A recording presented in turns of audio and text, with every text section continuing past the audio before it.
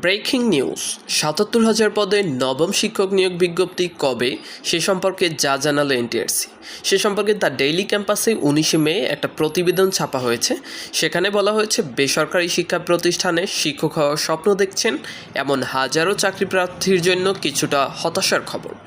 ৭৭,৭৯৯টি শূন্য পদে এনটিআরসি এর নবম শিক্ষক নিয়োগ বিজ্ঞপ্তি প্রকাশের অপেক্ষায় থাকা প্রার্থীদের অপেক্ষার প্রহর আরও দীর্ঘ হচ্ছে।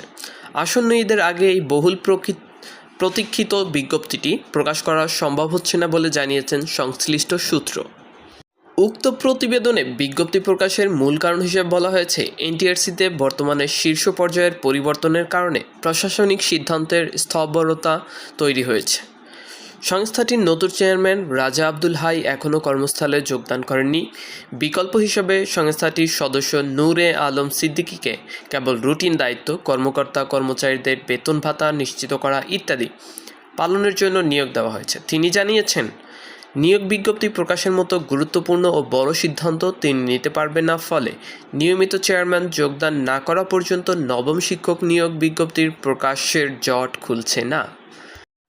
আসন্ন নবম শিক্ষক নিয়োগ বিজ্ঞপ্তির পদভিত্তিক শূন্যপদের তালিকা আমাদের হাতে এসেছে।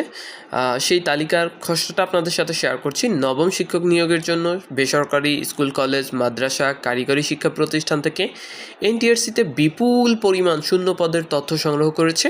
এর মধ্যে সবচেয়ে বেশি সুযোগ থাকছে সহকারী শিক্ষক পদে। আমরা চাকরি প্রত্যাশীদের সুবিধার্থে পদভিত্তিক শূন্যপদের বিস্তারিত পরিসংখ্যান তুলে ধরছি। সহকারী শিক্ষক সর্বোচ্চ শূন্যপদ রয়েছে ৪৪,৬৯১টি, সহকারী মৌলভী ১১,০৬৯টি, ইবতেদায়ী মৌলভী ৬,১৬৬টি, প্রভাষক ৫,৮৫২টি, সহকারী শিক্ষক অথবা শরীরচর্চা প্রশিক্ষক ৪,০১৪ জন, সহকারী কারি ২,৫৬৩ জন, ব্যবহারিক নির্দেশক ১,৬১৬ জন, সহকারী শিক্ষক ধর্ম ও নৈতিক শিক্ষা ৯২৮ জন, ইবতেদায়ী শিক্ষক ৪৪৪ জন, বাণিজ্য প্রশিক্ষক ২৫১ জন, কম্পিউটার ব্যবহারিক নির্দেশক ১২৯ জন, শারীরিক শিক্ষা প্রশিক্ষক ১২৫ এবং প্রশিক্ষক ৫১ জন। এই মোট ৭,৭৯৯